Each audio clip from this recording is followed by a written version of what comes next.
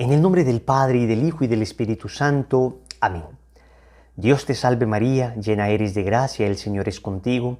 Bendita tú eres entre todas las mujeres, y bendito es el fruto de tu vientre Jesús. Santa María, Madre de Dios, ruega por nosotros pecadores, ahora y en la hora de nuestra muerte. Amén. ¿Quién como Dios? Nadie como Dios. Un saludo para todos en el Señor. Bienvenidos a la preparación para la consagración total a Jesús por María. Les habla Wilson Tamayo, misionero del movimiento Lazos de Amor Mariano, y hoy vamos para nuestra lección número 26, María en las Escrituras. Con esta lección vamos a concluir el tercer bloque de la consagración, conocimiento de María. Recuerden que tuvimos un primer bloque de 12 lecciones para vaciarnos del espíritu del mundo, un segundo bloque de 7 lecciones para conocernos a nosotros mismos, y estamos terminando este tercer bloque que es conocimiento de María, que nos dispone finalmente para el cuarto bloque 7 lecciones para conocer a Jesucristo, nuestro amor, nuestro fin último, a quien van dirigidas todas nuestras esperanzas, todos nuestros sentimientos, todas nuestras oraciones, todos nuestros afectos. Todo lo que hemos hecho hasta ahora no ha sido sino un camino para llegar a Jesucristo.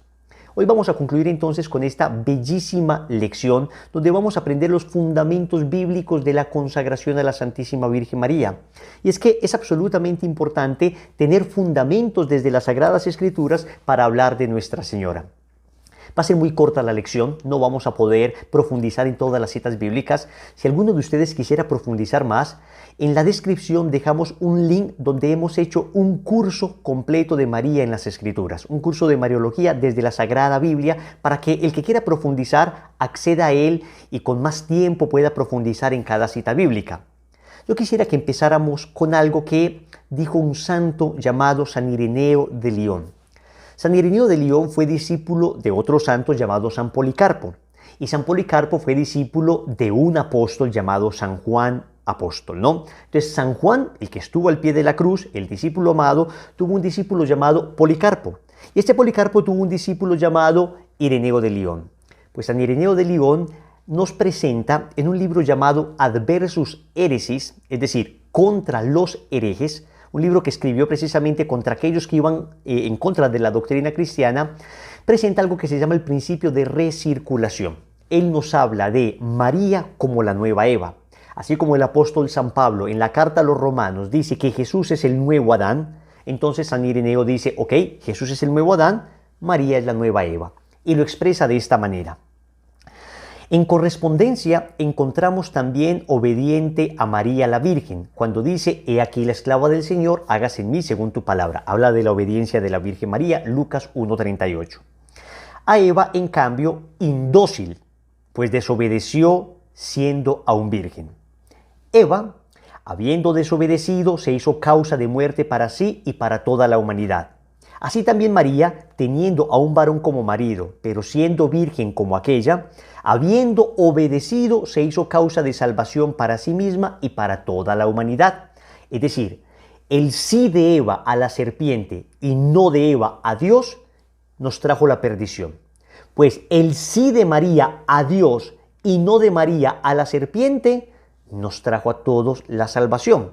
No es María la salvadora, es Cristo el Salvador, pero su fiat, su sí, nos trajo al Salvador.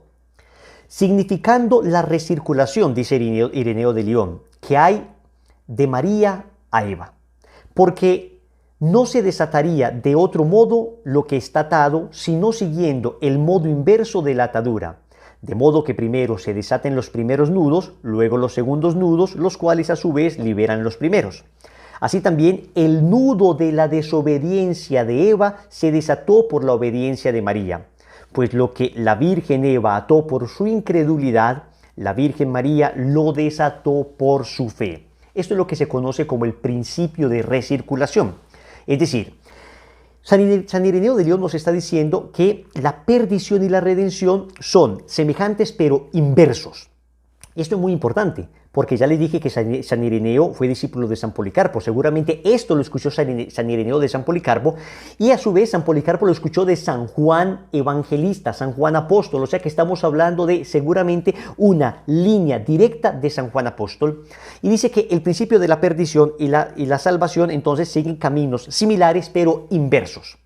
Y entonces, en el libro He aquí la esclava del Señor, que es un libro, repito, bellísimo que escribimos en el movimiento para enamorarnos de la Santísima Virgen María, planteamos esto en una gráfica que les voy a mostrar a continuación para que entiendan cómo perdición y redención siguen caminos semejantes pero inversos. Vamos a ver.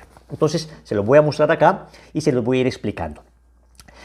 En la perdición que tenemos, una mujer, Eva, un ángel, Satanás, un árbol, el árbol de la ciencia del bien y del mal, y un fruto, el fruto prohibido. ¿Ok? ¿Qué pasó en la perdición? El fruto que estaba en el árbol, a causa de un ángel, termina en el vientre de la mujer, trayendo para todos la perdición. Vamos nuevamente.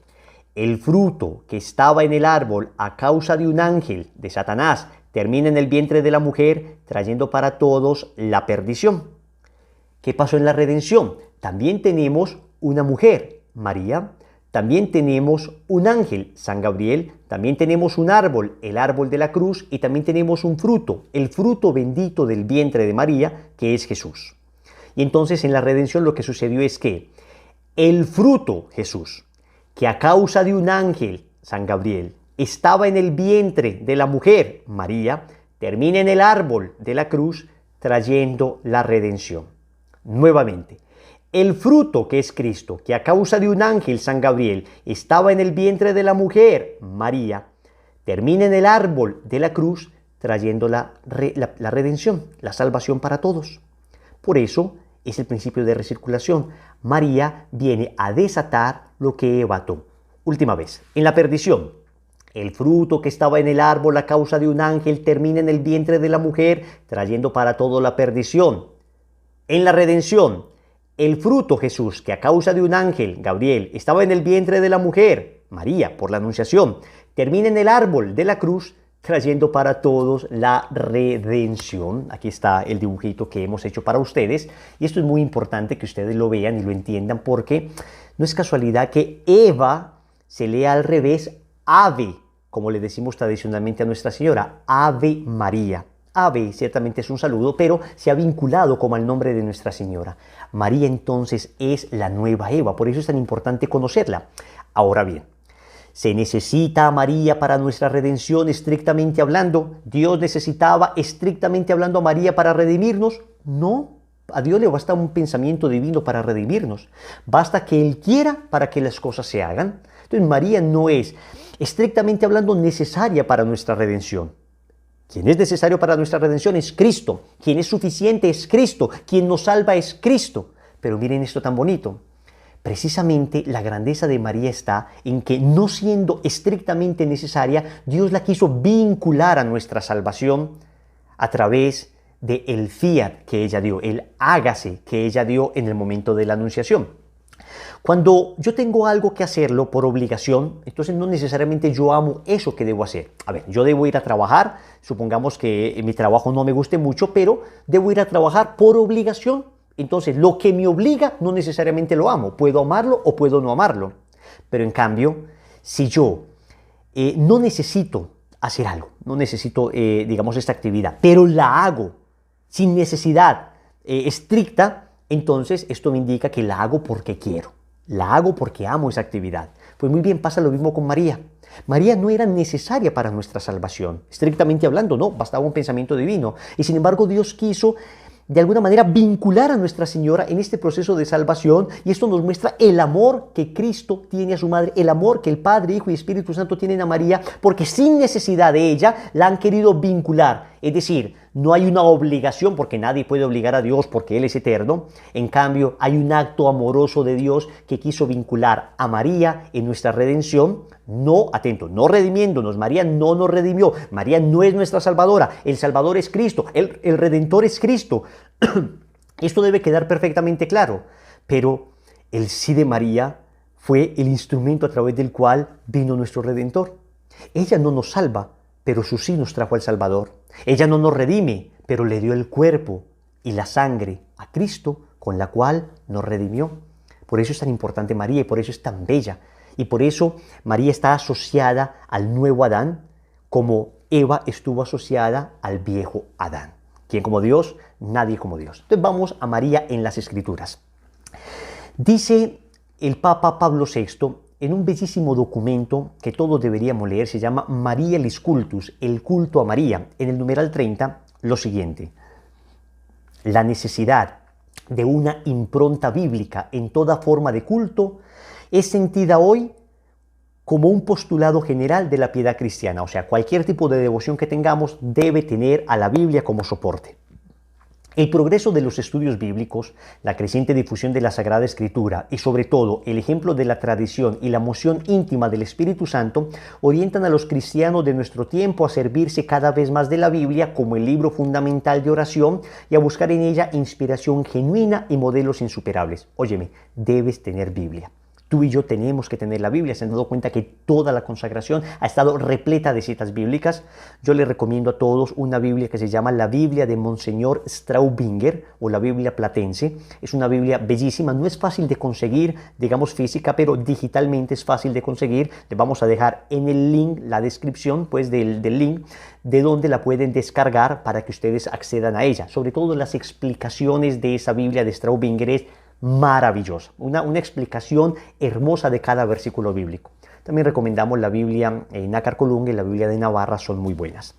Bien, bueno, a propósito de la Biblia, también tenemos una introducción a las Sagradas Escrituras. Es un curso que hemos elaborado para las personas que no sepan nada de Biblia y quieren empezar a leerla un poquito. Pues ahí está el curso de introducción a las Sagradas Escrituras. También le vamos a dejar el link en la descripción. El culto a la Santísima Virgen no puede quedar fuera de esta dirección tomada por la piedad cristiana. O sea, el culto a la Virgen no puede quedar fuera de la necesidad de un fundamento bíblico. Al contrario, debe inspirarse particularmente en ella, en la Biblia, para lograr nuevo vigor y ayuda segura. La Biblia, al proponer de modo admirable el designio de Dios para la salvación de los hombres, está toda ella impregnada del misterio del Salvador, de Cristo. Y contiene además, desde el Génesis hasta el Apocalipsis, lo vamos a ver en esta lección, referencias indudables a aquella que fue madre y asociada del Salvador. O sea, desde el Génesis hasta el Apocalipsis está la Biblia llena de María. Podríamos decir entonces que María está toda llena de la palabra de Dios y la palabra de Dios está toda llena de María. Toda llena de María, toda vez que María ha estado llena de Cristo, que es la palabra de Dios, y la palabra de Dios escrita tiene referencias indudables de Nuestra Señora desde el libro del Génesis hasta el libro del Apocalipsis. Y quiero que iniciemos precisamente con el libro del Génesis, porque si ustedes se dan cuenta, la Sagrada Escritura nos muestra con toda claridad cómo Dios ha querido iniciar todas sus obras con María. Dios ha querido iniciar todas sus obras con María. Veamos el libro del Génesis, capítulo 3, versículo 15. Cuando Adán y Eva acaban de pecar, el Señor lanza una maldición a la serpiente y le dice, Génesis 3:15, haré que haya enemistad entre ti y la mujer, entre tu descendencia y la suya. Ella te aplastará la cabeza mientras tú tratas de herir su talón. La primera vez que Dios presenta al Mesías, a un futuro Salvador que los iba a rescatar de ese miserable estado al que los había postrado el pecado, es decir, la primera vez que nos habla de Cristo, lo asocia a su madre, a María Santísima. Entonces Dios quiere empezar la historia de la salvación con Cristo, pero lo asocia a su Madre Santísima. De este texto podemos sacar varias enseñanzas hermosas. Lo primero es, miren que le dice el Señor a la serpiente que habrá una enemistad total entre esa mujer y entre esa serpiente, ¿no? Una enemistad total, no hay amistad entre ellos, enemistad total. Significa que esta mujer jamás será tocada por la serpiente. Esto significa que María jamás fue tocada por el pecado. Por eso nosotros creemos que María es inmaculada en su concepción. A ver, todos nacemos con el pecado original. El Salmo 51, versículo 7, el Miserere, el Salmo de David, dice, pecador me concibió mi madre. Todos tenemos la conciencia de nacer con un pecado que se llama el pecado original, pero la Santísima Virgen María fue preservada del pecado original. Nosotros fuimos liberados del pecado original gracias al sacramento del bautismo, pero la Virgen María, antes de su concepción, fue preservada del pecado original para que al momento de su concepción no fuera manchada por ese pecado. Por eso es inmaculada. Inmaculada significa sin mancha. Inmaculada concepción, sin mancha en su concepción. La Santísima Virgen María es concebida sin pecado. ¿Y esto por qué lo sabemos también? Por el ángel Gabriel. El ángel Gabriel en la anunciación a Nuestra Señora le dice, Lucas 1:28, Entrando le dijo, alégrate, llena de gracia, el Señor es contigo. Esta palabra llena de gracia en María, ¿de qué gracia está hablando? De la gracia de Dios. ¿Y qué es la gracia de Dios? La vida de Dios en nosotros. Es decir, aquello que recibimos nosotros en el bautismo y que cuando uno peca pierde la gracia. Entonces uno se va y se confiesa y recupera la gracia. Por eso uno le preguntan, ¿estás en estado de gracia? Es decir, ¿estás confesado? O sea, ¿estás sin pecado mortal? Pues María está llena de gracia. En este momento el ángel le dice llena de gracia. O sea, la que tiene a Dios en plenitud, el Señor es contigo. Es una palabra griega interesante, es la única vez que aparece en toda la Biblia la palabra kecharitomene. Kecharitomene es una palabra griega que significa la que estuvo, la que está y la que estará llena de gracia. Viene de una palabra griega charito, que significa eso, la gracia, ¿no? Como la gracia, de donde procede también la palabra caridad. Charité, caridad. Entonces es la caridad de Dios que habita en el alma de María y que habita en nosotros gracias al bautismo, pero en María estaba antes, durante y después, durante todo el tiempo de su existencia, María estuvo llena de gracia. Algún amigo me dijo una vez, es que yo no le encuentro gracia a María, yo no le encuentro gracia a María. Yo le dije, pues oye, mira, qué vergüenza, qué pena contigo que no le encuentres gracia a María, pero la verdad es que no me afecta mucho que tú no le encuentres gracia a María, porque nosotros somos ignorantes en el tema de la gracia. Yo tengo que preguntarle al experto de la gracia si le encuentra gracia a María. A ver, si yo hago una obra de arte y tú me dices, oye, no me gusta mucho, pues, hombre, pues tu opinión respetable, pero la verdad es que no me afecta mucho porque sé que tú no eres un experto en el arte. Pero si viene un artista importante, un artista de renombre, viene Rembrandt y me dice, oye, qué bonita obra, entonces su juicio me importa. Yo le pregunto al experto en el tema. El experto en el arte me dice si este arte es bueno o no. El experto en la gracia, que es Dios mismo, me va a decir si María tiene gracia o no, si le encuentra gracia o no a María. Entonces, si tú y yo no le encontramos gracia a María, poco importa. Lo que importa es que Dios le encontró gracia y lo dice el ángel, alégrate llena de gracia, y lo repite en la Anunciación. Lucas 1:30, el ángel le dijo, no temas María, porque has hallado gracia delante de Dios. Si ante ti, hermanito, no encuentra gracia María, pues lo siento por ti, pero ante Dios ella encontró gracia. Es la plena de gracia, la gracia plena en latín, la kecharitomene en griego, la que estuvo, está y estará llena de gracia.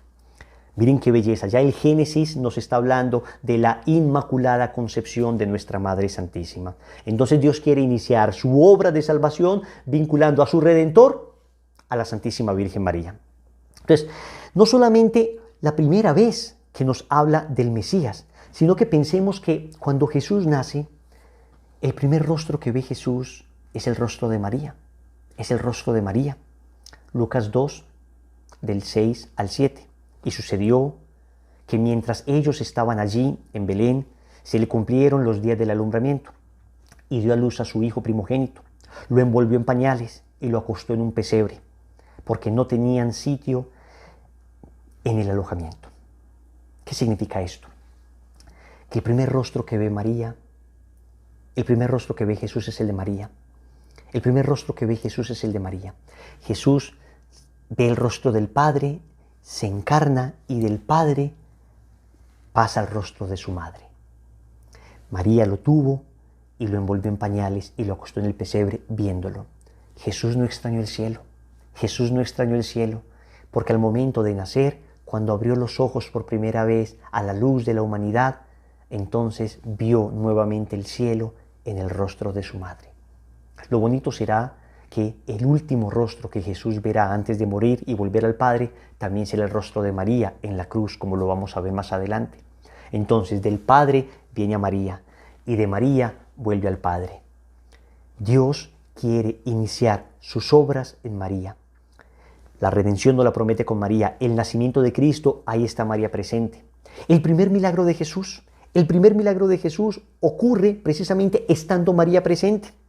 Precisamente ocurre en las bodas de Caná. Juan capítulo 2, versículos del 1 al 11. No vamos a poderlo leer todo porque es un texto muy largo, pero les invito para que ustedes lo conozcan.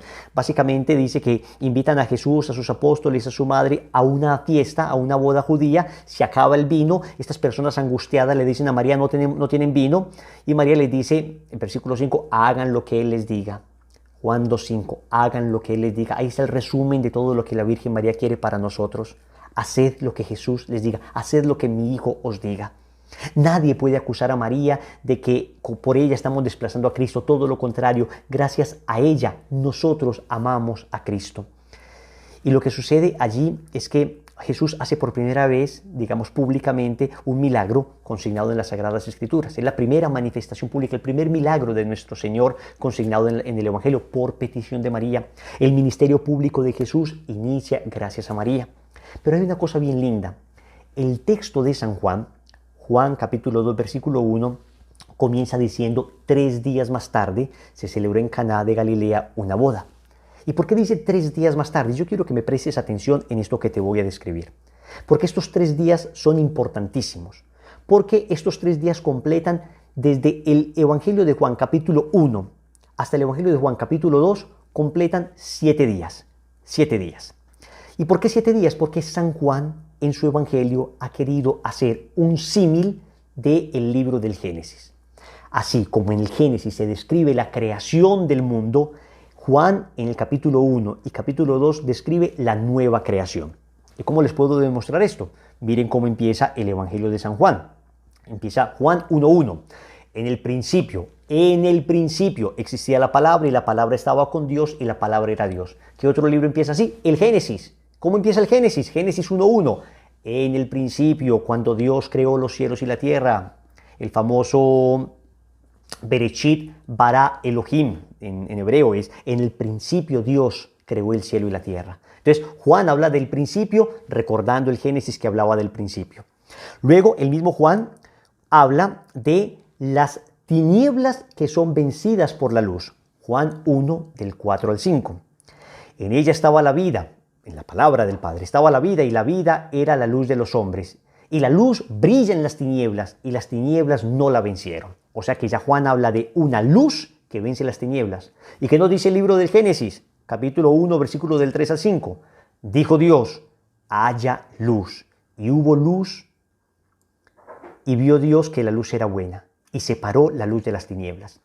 Juan nos dice que Cristo es la luz que disipa las tinieblas. El Génesis nos dijo, hubo una luz que disipó las tinieblas. ¿Se dan cuenta el símil que está haciendo San Juan en su Evangelio con el libro del Génesis? Otra vez, en el libro de Juan, en el Evangelio de San Juan, capítulo 1, versículo 32 y 33, habla del bautismo de nuestro Señor. El Espíritu Santo desciende sobre Jesús en las aguas del bautismo. Entonces dice Juan Bautista, yo no lo conocía, pero el que me envió a bautizar con agua me dijo, aquel sobre quien veas que baja el Espíritu Santo y se pose sobre él, ese es el que bautizará con Espíritu Santo. O sea que Juan dice que el Espíritu Santo revolotea sobre las aguas del bautismo. ¿Y qué dice el libro del Génesis? Génesis 1.2, el Espíritu de Dios aleteaba sobre las superficies del agua. ¿Te queda duda de que Juan está hablando de una nueva creación?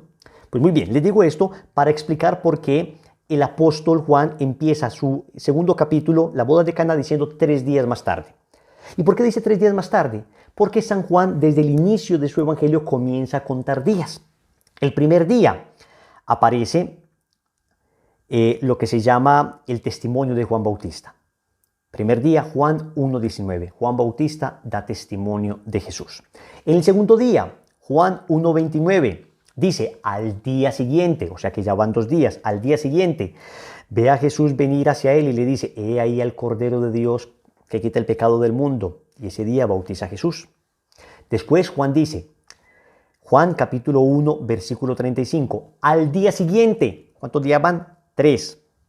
Al día siguiente Juan se encontraba de nuevo allí con 2 de sus discípulos, los primeros discípulos de Cristo, que van a ser Juan y Andrés. Entonces ya van 3 días. Después dice, al día siguiente, Juan 1.43. Al día siguiente, Jesús quiso partir para Galilea, se encuentra con Felipe y le dice, sígueme. El Señor llama ahí ese día a otros 2 discípulos, a Felipe y a Natanael. Estamos hablando de que esto pasa en el capítulo 1. 4 días en el capítulo 1. ¿Y cómo empieza la boda de Caná? El capítulo 2, ¿cómo empieza? 3 días más tarde. ¿Y cuánto es 4 más 3? 7. Y estamos hablando de que Juan está rememorando el Génesis. Ya vimos que Juan está haciendo un nuevo Génesis, hablando de un nuevo nacimiento, hablando de una nueva creación. O sea que estamos hablando que la boda de Caná se hace al 7º día, como 7 días se demoró la creación en concluirse. Al séptimo día, entonces, sucede en la boda de Caná. ¿Qué les estoy diciendo con esto? Que en la nueva creación, el séptimo día de la nueva creación, el gran día del descanso de Dios en la nueva creación, están Jesús y María juntos.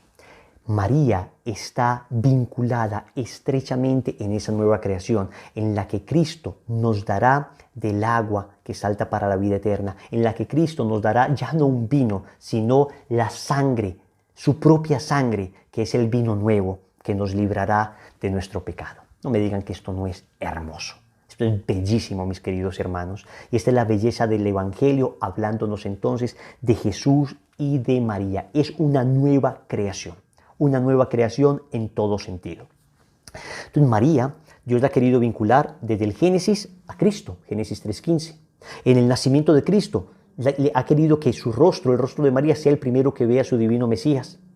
Después, en la manifestación pública de Cristo, ha querido en esa manifestación pública, en el milagro, que sea por intercesión de María, en esa nueva creación, que sea María la que esté allí acompañándonos en esta nueva creación. ¿Y qué va a pasar con la iglesia? La primera manifestación pública de la iglesia tiene lugar en Pentecostés. Hechos de los Apóstoles, capítulo 1, versículo 14. ¿Qué sucedió en Hechos? Todos ellos perseveraban en la oración con un mismo espíritu, en compañía de algunas mujeres y de María, la madre de Jesús. Estamos hablando, mis queridos hermanos, que no solo Dios quiere que al inicio de la creación, que al inicio de la vida de Cristo esté María, sino al inicio de la iglesia también esté María. Entonces, ¿por qué alguien va a querer separar a María de la iglesia, a María de Cristo? ¿Por qué? ¿Por qué si la Biblia es perfectamente clara en que Dios quiere vincular a María con Cristo? Pero no solo eso, no solo Dios quiere iniciar todo con María, sino que también quiere concluir todo con María. La vida de Cristo, que inició viendo a su madre, concluye viendo a su madre. En la cruz, Jesús también está con su madre. Juan, capítulo 19, versículo 25. Junto a la cruz de Jesús estaba su madre y la hermana de su madre María, mujer de Cleofás, y María Magdalena. Señores, empezar con María y terminar con María es la voluntad de Cristo. Todo el tiempo con María. Pero también, así como en el libro del Génesis inició la historia de salvación vinculando a María, en el libro del Apocalipsis, último libro de la Biblia, también Dios quiere que esté María en el juicio final, en los últimos tiempos. Así como en el primer libro de la Biblia está María, en el último libro de la Biblia también está María. Apocalipsis capítulo 12, versículo 1. Apareció en el cielo una señal grandiosa. Una mujer vestida de sol, con la luna bajo sus pies y una corona de 2 estrellas sobre su cabeza. ¿Cómo sabemos que esta mujer es María? Porque dice el libro del Apocalipsis que esta mujer está encinta y que da a luz a aquel que ha de regir con vara de hierro. Ese que ha de regir con vara de hierro es Cristo. ¿Y quién es el que da luz a Cristo? María es la que da luz a Cristo. Claro que también es figura de la iglesia. María también es figura de la iglesia. Así que María, de alguna manera, realiza todo lo que la iglesia debe ser. Cuando la iglesia quiere saber cómo debe ser, mira a María, mira a María. Y como María, la iglesia también nos ayuda, digamos, en el nacimiento de Cristo. Nos da luz la iglesia a través del bautismo. Pero como a ejemplo de María, el Papa Pablo VI dice que este pasaje bíblico, Apocalipsis, capítulo 12, versículo 1, es indudablemente un texto mariano. Y toda la tradición de la iglesia lo ha entendido indudablemente como un texto mariano, que también se puede aplicar a la iglesia. ¿Quién como Dios? Nadie como Dios. Y después de Dios, nadie como María. Miren qué bonito esto que nos enseña la palabra de Dios. Tantas citas bíblicas, tanto que Dios ha querido vincular a Jesús y a María. ¿Y por qué lo vamos a querer separar nosotros? ¿Por qué lo vamos a querer separar nosotros? Porque alguien me dijo una vez, Wilson, es que ustedes le dicen a María Madre de Dios y María solamente es Madre de Jesús. No le den esos títulos a María porque María no hizo a Dios, no puede ser Madre de Dios. Yo le dije, oye, pero no somos nosotros los que le damos ese título. Es la Biblia, es la palabra de Dios. Fue Santa Isabel, llena del Espíritu Santo, en la visita de la Virgen a su prima Santa Isabel, la que le dijo, Lucas 1:43, ¿de dónde a mí que la madre de mi Señor venga a verme? La madre de mi Señor, esa S de Señor es mayúscula, se refiere a Kyrios en griego. La palabra Kyrios en griego es Señor con S mayúscula. Se refiere a Dios. Es la traducción de Adonai en hebreo. Y Adonai significa Dios. Lo que está diciendo Isabel, llena del Espíritu Santo, que es garantía de no fallar, es: ¿quién soy yo para que venga a mí la Madre de Dios? ¿Significa que María hizo a Dios? Hombre, no. Es que hay que entender adecuadamente. A ver, le voy a poner un ejemplo para que me entiendan. Mi mamá se llama Marta Nelly Zuluaga. Supongamos que el día de mañana Wilson se convierte en el presidente de Colombia. Wilson se convierte en el presidente de Colombia. Yo espero que nunca he tenido vocación a la política, pero voy a poner este ejemplo. Entonces, Marta Nelly se convierte en la madre del presidente. ¿Puedo decir, Marta Nelly es la madre del presidente? Sí, porque Wilson es el presidente. ¿Significa que Marta Nelly hizo la presidencia? No. ¿Significa que antes de Marta Nelly no existía la presidencia? Tampoco. Es decir, antes de Marta Nelly sí existía la presidencia. La presidencia existía antes de Marta Nelly. Pero resulta que Marta Nelly es la mamá de Wilson y Wilson es el presidente. Sin que ella lo haya hecho presidente y sin que ella haya hecho la presidencia. Lo mismo pasa con Jesús. A ver, ¿María es madre de Dios? Sí. ¿Por qué? Porque es madre de Jesús. ¿Y quién es Jesús? Dios. Dios encarnado. ¿Significa que María hizo a Dios? No. ¿Significa que María hizo la divinidad? No. ¿Significa que María existe antes de Dios? Tampoco. Lo único que significa es que María es madre de una persona divina llamada Jesús y esa persona divina es Dios. Por consiguiente, María es madre de Dios. Aunque ella no lo haya hecho Dios, es madre de Dios. Lo mismo pasa con una persona cualquiera. Otra vez, mi mamá y mi papá me dieron mi cuerpo biológico, pero el alma me la dio Dios. El alma me la dio Dios, pero yo no digo que mi mamá es mi mamá de mi cuerpo, no, es mamá de mi persona. Mi persona tiene cuerpo y alma, aunque el alma me la haya dado Dios directamente. La mamá es mamá de una persona, no de una parte. María no puede ser madre de una parte de Cristo, de la parte humana, no, porque entonces sería como disociar a Cristo. A ver, esta parte de Cristo es humana y esta parte de Cristo es divina. ¿Qué parte de Cristo es humana y qué parte de Cristo es divina? Hombre, no, Cristo es persona divina que tiene naturaleza humana y divina. Pero atentos con esto, María no es madre de una naturaleza, María es madre de una persona y esa persona es Dios. Por consiguiente, María es madre de Dios y lo dice clarísimamente la Sagrada Escritura. ¿Quién soy yo para que venga a mí la madre de mi Señor, la madre de mi Dios? Lucas 1:43. Luego dicen, bueno, pero ¿por qué la llaman virgen? Si en la Biblia aparecen los famosos hermanos de Jesús. Vamos a ver, es que la palabra virgen en María es una profecía que se lanzó desde 700 u 800 años antes. Que María fuera virgen estaba profetizado. Isaías capítulo 7, versículo 14. Era la profecía del Mesías. Dice, pues bien, el Señor mismo va a daros una señal. Vamos a ver cuál es la señal. He aquí que la virgen está encinta y da a luz a un hijo y le pone por nombre Emmanuel. Vamos a ver. Israel, 800 años antes del nacimiento de Cristo, 8 siglos antes del nacimiento de Cristo, sabía que la mamá del Mesías sería virgen. La señal para reconocer al Mesías, de acuerdo a Isaías, era la virginidad de esa mujer. O sea que nosotros no es que queramos defender la virginidad de María por María. La defendemos para defender el mesianismo de Cristo. Para Israel, entonces, tener muchos hijos era una bendición. Si quisiéramos decir que María era muy bendita, pues diríamos que tuvo 30 hijos, porque eso significaba ser muy bendecido en Israel. Pero cuando defendemos la virginidad de María, defendemos la virginidad porque es bíblica y la defendemos porque defendemos el mesianismo de Cristo. La señal que tenía Israel para reconocer al Mesías era una mujer virgen que le dio a luz. A ver, veían a Jesús y entonces, ¿cuál es la mamá? Esa señora con 15 hijos. Pues no, esa no es la virgen de la que habla el libro del Isaías. Esa no es la virgen de la que habla el profeta Isaías.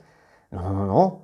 A ver, si yo le digo a una persona que no conozco, vamos a encontrarnos en el metro y me vas a reconocer porque tengo una camisa roja y yo llego y me cambio la camisa y me la pongo azul, pues no me va a reconocer. La señal sirve para que reconozcan. Si María deja de ser virgen, Israel tenía como señal la mamá del Mesías sería virgen. Pues resulta que si la mamá ya no es virgen, entonces ya no van a reconocer al Mesías. No van a reconocer al Mesías. La virginidad era signo para reconocer al Mesías. Por eso María debía ser virgen.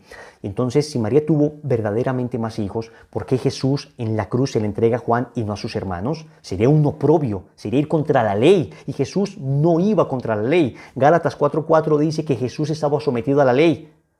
Entonces Jesús no podía entregar a su madre a un extraño. Por ley debía quedar para sus hermanos. Y sin embargo, no estaban allí sus hermanos biológicos porque no existieron esos hermanos biológicos. Ah, pero me vas a decir, pero Mateo capítulo 13, versículo 55 dice, ¿no es este el hijo del carpintero? ¿No se llama su madre María y sus hermanos Santiago, José, Simón y Judas? Wilson, mira que habla de los hermanos de Jesús. Claro, la Biblia habla de hermanos de Jesús, pero no habla de hijos de María. Entonces una vez un amigo me dijo, lo mismo, hermano de Jesús, hijo de María, es lo mismo. Y le dije, pues vamos a ver. Le pregunté, ¿tú eres hermano de Jesús? Me dijo él, sí, soy hermano de Jesús espiritualmente. Entonces le dije, muy bien, entonces tú eres hijo de María. Me dijo, no, yo no soy hijo de María. Le dije, pues pero si tú me dices que hermano de Jesús es igual a hijo de María, significa que si tú eres hermano espiritualmente de Jesús, eres hijo de María espiritualmente. Y ahí tienes razón, ahí estás en lo correcto. Lo que no pasa es biológicamente igual. Porque los hermanos de Jesús en la Biblia, atentos con esto, los hermanos de Jesús en la Biblia tienen que ver, la palabra hermano en la Biblia es una palabra muy amplia y tiene que ver con muchas cosas. Se llaman hermanos a las personas de una misma tribu, hermanos a los primos, hermanos a los tíos, hermanos a los que ejercen las mismas funciones, hermanos a los de un mismo pueblo. La palabra hermano significa demasiadas cosas. Les pongo un solo ejemplo. Primera de Crónicas 15, del 5 al 10. Va a narrar quienes trasladaron el arca de la alianza por petición del rey David. El arca de la alianza era un cofre forrado de oro, de madera de acacia, forrado de oro, con una tapa que se llamaba el propiciatorio. Era donde se hacía presente la presencia de Yahvé. Y va a decir quiénes son los que llevaron y trasladaron el arca de la alianza. Y miren lo que va a decir.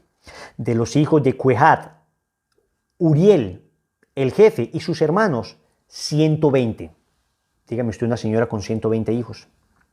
De los hijos de Meriarí, a Asaías, el jefe, y sus hermanos, 220. De los hijos de Gersón, a Joel, el jefe, y sus hermanos, 130. De los hijos de Elisafán, a Semaías, el jefe, y sus hermanos, 200. De los hijos de Hebrón, a Eliel, el jefe, y sus hermanos, 80. Bueno, a esto no le fue tan mal, a esta mamá solo tuvo 80 hijos, ¿no? Estoy siendo un sarcástico, ¿no? Estoy siendo un poco sarcástico para demostrarles que es imposible que una mamá tenga tantos hijos, 220 hijos. Eso es imposible, ni 80 es posible. Biológicamente eso es imposible. Dice, de los hijos de Uziel, a Aminabad, el jefe y sus hermanos, 112. Obviamente la palabra hermanos acá no se puede referir a hijos de una misma mamá, porque la palabra hermanos en la Biblia puede significar muchísimas cosas. Entonces no se pueden basar en esa palabra hermanos de Jesús para decir que son hijos de María. Ya vimos que María debía ser virgen para que reconocieran al Mesías. Pero además, el ángel le dice a María que Jesús, el ángel Gabriel le dice que su hijo heredará el trono de David su padre y reinará sobre la casa de Jacob por años sin términos. Jesús sería el heredero eterno del trono de David. Pero si Jesús moría y tenía más hermanos, el trono automáticamente lo sucedían sus hermanos. O sea que Jesús no podía ser heredero eterno. O sea que no se cumplía la profecía bíblica. Para que Jesús fuera heredero eterno, Jesús debía ser hijo único. Para que al momento de morir la sede quedara vacante, digamos, el reino quedara sin rey, para que cuando resucitara él, nuevamente él pudiera tomar el trono de David. Ahí sí es un trono eterno. Ahí sí es un trono eterno. En fin, la tradición de la iglesia siempre entendió a María como virgen. Solamente por allá del siglo IV hubo un tal Elvidio que dijo que María no era virgen y San Jerónimo escribió una carta que se llama precisamente Contra Elvidio. La pueden buscar, Carta contra Elvidio, es fácil de leer. Y en esa carta San Jerónimo le refuta una a una las falacias a Elvidio, demostrando que María efectivamente fue virgen antes del parto, durante el parto y después del parto. Finalmente quiero terminar con algo muy importante, porque muchas veces nos hablan de que María no puede interceder. María no puede interceder, solo intercede Jesús, y nos muestran esta cita bíblica que ya la vimos en alguna lección, pero acá vamos a verla un poco más profundo. Dice, Cristo es el único que puede interceder ante el Padre. Primera Timoteo 2:5, porque hay un solo Dios y también un solo mediador o intercesor entre Dios y los hombres, Cristo Jesús, hombre también. Entonces con esto María no podría interceder. Pero resulta que el mismo San Pablo que está diciendo esto, dice en Efesios 6:18, vivan orando y suplicando, oren en todo tiempo según les inspire el Espíritu, velen en común y perseveren en sus oraciones sin desanimarse nunca, intercediendo en favor de todos los santos, sus hermanos. A ver, ¿cómo es esto que Pablo dice que solo hay un intercesor que es Cristo y después dice intercedan ustedes también? Hay que entender esto de la siguiente manera. Resulta que todo lo que es Cristo por naturaleza nos lo comunica a nosotros por gracia. Él es el único intercesor, pero nosotros en Él podemos ser intercesores también. Somos intercesores en el intercesor. Miren, por ejemplo, dice Juan 3:16, porque tanto amó Dios al mundo que entregó a su Hijo único. ¿Cuántos hijos tiene Dios? Uno, Jesús, para que todo el que crea en Él no perezca, sino que tenga vida eterna. Bueno, y si Cristo es el Hijo único, ¿cómo tú y yo nos podemos llamar hijos? Y mira lo que dice primera carta de Juan, capítulo 3, versículo 1. Mirad qué amor nos ha tenido el Padre al llamarnos hijos de Dios, pues lo somos. A ver, ¿cómo es esto? Jesús es el Hijo único, pero nosotros también somos hijos de Dios. Claro, Jesús es el Hijo único por naturaleza, pero nosotros somos hijos en el Hijo por participación. Él es el único intercesor, pero nosotros somos intercesores en el intercesor. También dice, por ejemplo, la carta a los Efesios, capítulo 2, versículo 20, que estamos cimentados en el edificio cuyas bases son los apóstoles y profetas y cuya piedra angular es Cristo Jesús. Jesús es la piedra, Jesús es la roca sobre la que se edifica el edificio, digamos, de nuestra vida espiritual. Digamos que la piedra angular, más bien, es la piedra angular. Pero nosotros también somos piedras, dirá el apóstol San Pedro. También vosotros, cual piedras vivas, entrad en la construcción de un edificio espiritual, para un sacerdocio santo, para ofrecer sacrificios espirituales aceptos a Dios por mediación de Jesucristo. Esto lo dice el apóstol San Pedro. Entonces Cristo es la piedra, pero nosotros somos piedras en la piedra. Es decir, nosotros participamos de esa firmeza y solidez de Cristo. Con esto, ¿qué les quiero decir? Que Cristo sea el único mediador no significa que nosotros no podamos mediar. A ver, el Padre, en este caso cuando habla de Dios, Cristo media entre los hombres y Dios se refiere al Padre. Entonces, a ver, al Padre solo accedemos por Cristo. Él es el camino, la verdad y la vida. Nadie va al Padre sino por el Hijo. Muy bien. Pero digamos que entre Dios y los hombres está Cristo. Pero entre los hombres y Cristo estamos nosotros también mediando. Cuando tú pides oración a alguien, le estás diciendo a esa persona, oye, ¿puedes pedirle a Jesús por mí? No es que tú vas a llegar directamente al Padre, sino que cuando nosotros oramos por otras personas, cuando intercedemos ante Cristo por otras personas, estamos nosotros participando de ese papel mediador de Cristo. Pero si cualquiera de nosotros puede orar unos por otros ante Cristo, ¿por qué María no lo puede hacer? ¿Por qué nuestra Madre Santísima no? Entonces nos van a decir, es que ella está muerta. Lo he dicho hasta el cansancio. Lucas 20:38 nos dice con claridad, Dios no es un Dios de muertos, es un Dios de vivos. Ante Él, María está viva. Por eso, si nosotros podemos, unos por otros, interceder ante Jesús, María, con más razón, puede interceder ante su divino Hijo Jesús. Mis queridos hermanos, hay tanto que profundizar, hay tanto que conocer de Nuestra Señora, hay tanto que conocer de la palabra, pero con esto damos por concluida la tercera parte de la consagración, el tercer bloque. Les quería mostrar que existe solidez bíblica y todavía puede ser más profundo y seguramente hay cosas que todavía no terminas de entender y sin embargo yo quiero simplemente darte este abrebocas para que te preocupes por profundizar más. Ahí les dejamos el curso para que el que quiera profundizar pueda dedicarse a estudiar y poder tener argumentos para hablar de Nuestra Señora. Lo repito, Cristo es suficiente. Bastaría con Cristo. Es que nadie dice que no, pero es que si Él mismo quiso vincular a su Madre Santísima, si nos quiso vincular a nosotros, si quiso que entre nosotros mismos nos ayudáramos para recibir su gracia, ¿quiénes somos nosotros para decirle no? Vamos a terminar cantando esta bella canción, cantándole a la Santísima Virgen María como la doncella más bella, como la flor más hermosa del jardín de Dios. Entre todas las doncellas, la más bella. Entre todas las doncellas, la más bella. De las flores del jardín, eres tú la rosa, tú Virgen hermosa, Madre mía inmaculada, Madre amada. Tú